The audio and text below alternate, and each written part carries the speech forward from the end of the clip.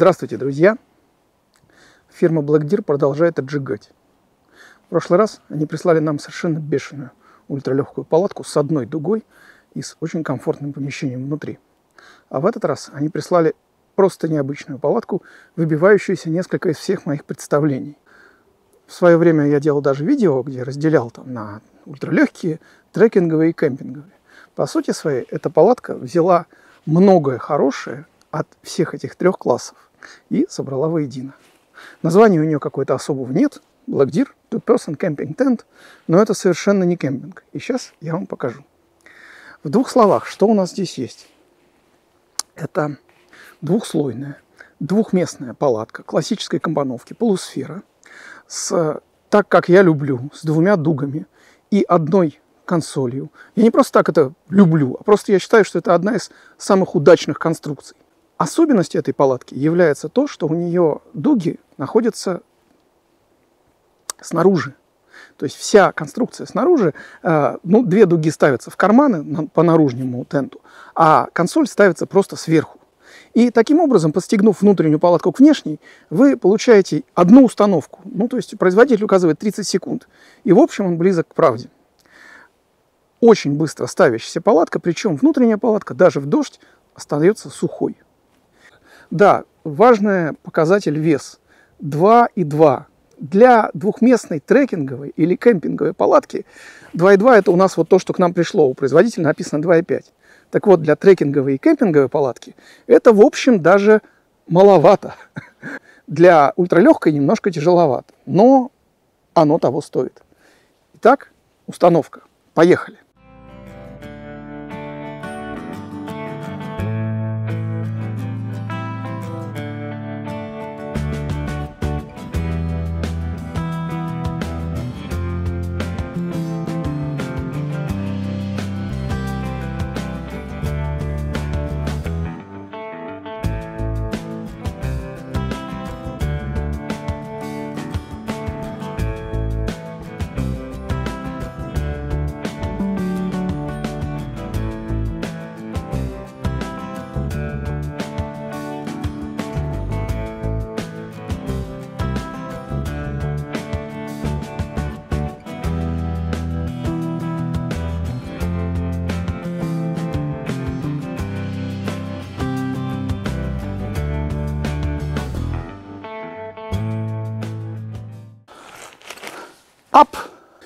Палатка ставится элементарно, стоит на двух колышках. В принципе, я растягивал дно колышками, но можно не растягивать.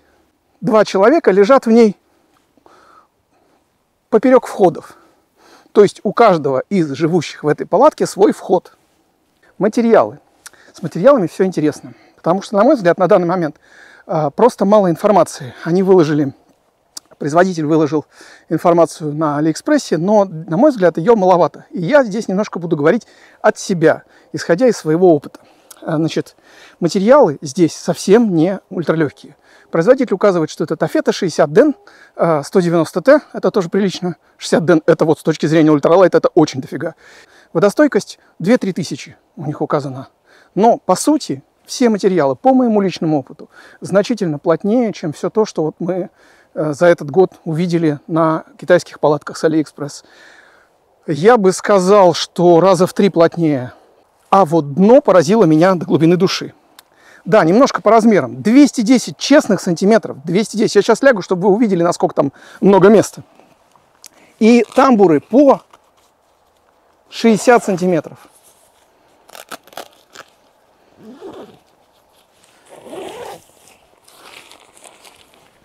Так вот, материалы дна.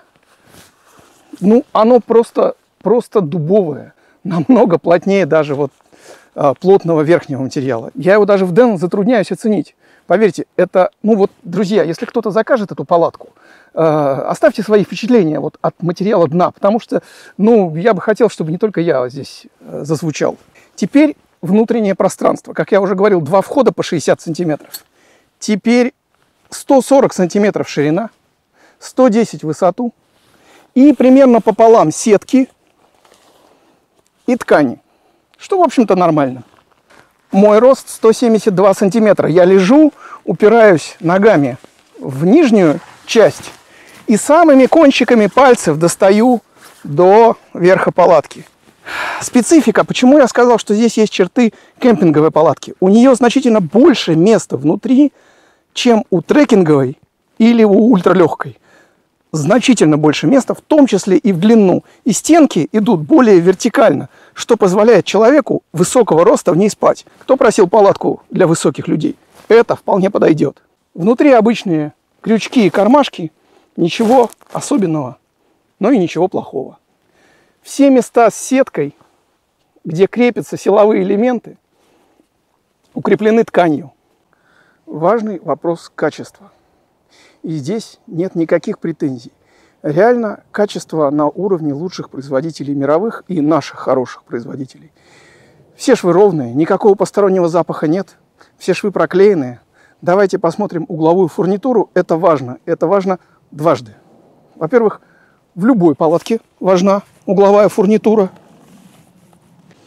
А во-вторых, конкретно в этой палатке угловая фурнитура, там, где дуга упирается не в как бы носок, не в этот в чехольчик, а снаружи, взята такая же, как у фирмы Nature Hike.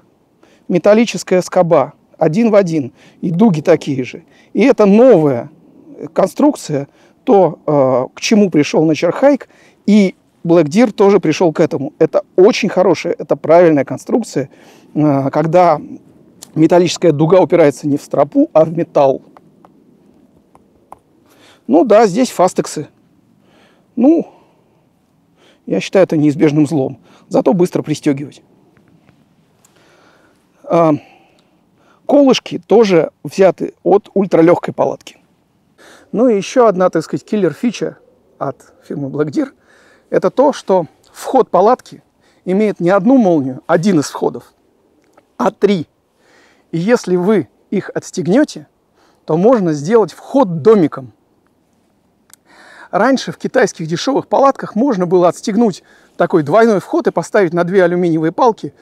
И вот образовывавшийся козырек мог набрать воду. Здесь сделано все по уму. Можно поставить на одну трекинговую палку и домиком. И вода не будет собираться, будет стекать по сторонам. Все очень грамотно. Это очень интересная вещь. Давайте я попробую. Я еще не ставил так. Палатка, кстати, оборудована дополнительной штормовой системой. А для установки входа комплектуется еще дополнительными 3 оттяжками.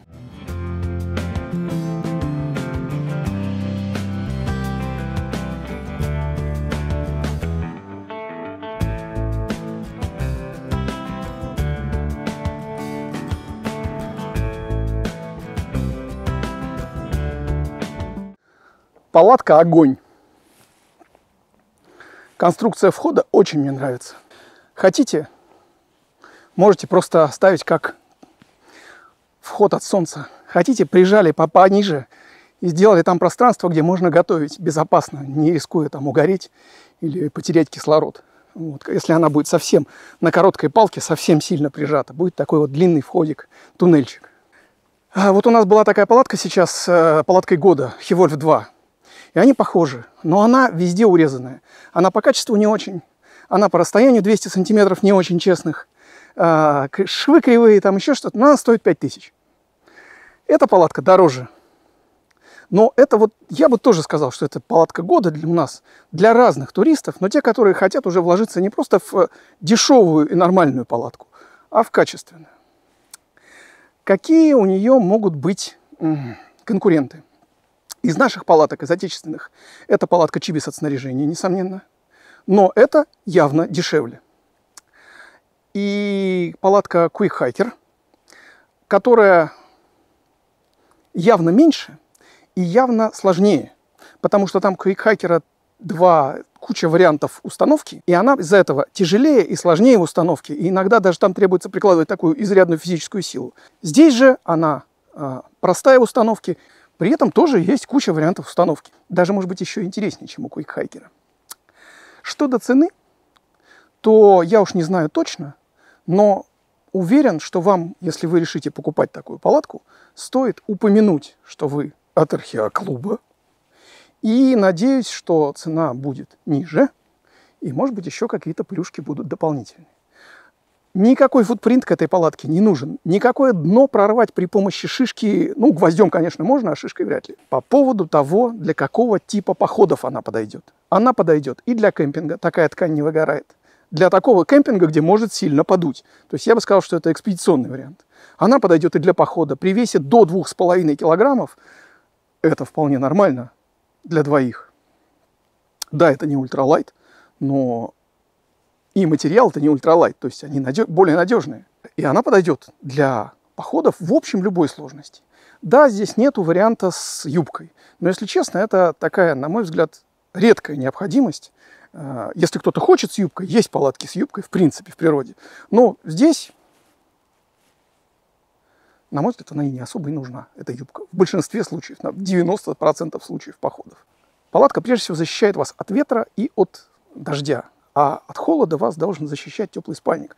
Поэтому, если вы закрываетесь юбочкой, то может просто возникнуть большое количество конденсата. Нам многие жалуются, кто покупает палатки с юбкой, что сразу много конденсата. Ну а что вы хотели? Здесь нормальная вентиляция. Вентиляция через 2 окошка сверху и задувает снизу через зазоры между землей и палаткой, которые, кстати, не очень большие, ровно столько, сколько нужно. Единственное, что я, наверное, бы зимой в такой палатке не ходил, потому что очень много сетки. А летом, осенью и весной запросто. Еще одно маленькое замечание – это то, что сейчас для таких палаток нужно внести паспортные данные ИНН для прохождения таможни. Но это сейчас, в общем, для всех посылок будет нужно, так что имейте в виду, продавец просил меня предупредить вас. Это Андрей. Он больше 1,90 м. Насколько больше, он еще и сам не знает. И вот он поместился в этой палатке. Важное дополнение по поводу палатки. Мне удалось поговорить и даже немножко поторговаться с производителем. И следующие важные моменты. Первое. Ткань дна имеет нитку 150 ден. Чтобы вы понимали, насколько это серьезная штука. Вот. Во-вторых, по поводу цены. Это, наверное, самое важное. Если вы укажете все необходимые сейчас требуемые таможней декларационные моменты, а это паспортные данные ИНН, то производитель сможет сделать вам существенную скидку на палатку, если вы скажете, что вы от археолог-клуба. Поэтому введите необходимые данные, если вы собираетесь покупать эту палатку, и напишите производителю. В целом, та цена, которая получается, она получается весьма и весьма конкурентоспособной. Ну и по расцветкам у него есть светло-серые, зеленые и желтые палатки, но светло-серые осталось совсем немного, без надписи. И есть еще с принтом иероглифы и горы, сосны. Вот, то есть, если вы хотите серую, она будет с принтом, а если вы хотите желтую или зеленую, они будут без принта. А так, если вы хотите качественную палатку с интересными фишками, с качественными материалами, с качественным изготовлением, за в общем умеренную цену, не сверхвысокую, то это отличный вариант, и он мне очень-очень понравился самому. Вот такая история. Всем до встречи в поле и хороших походов.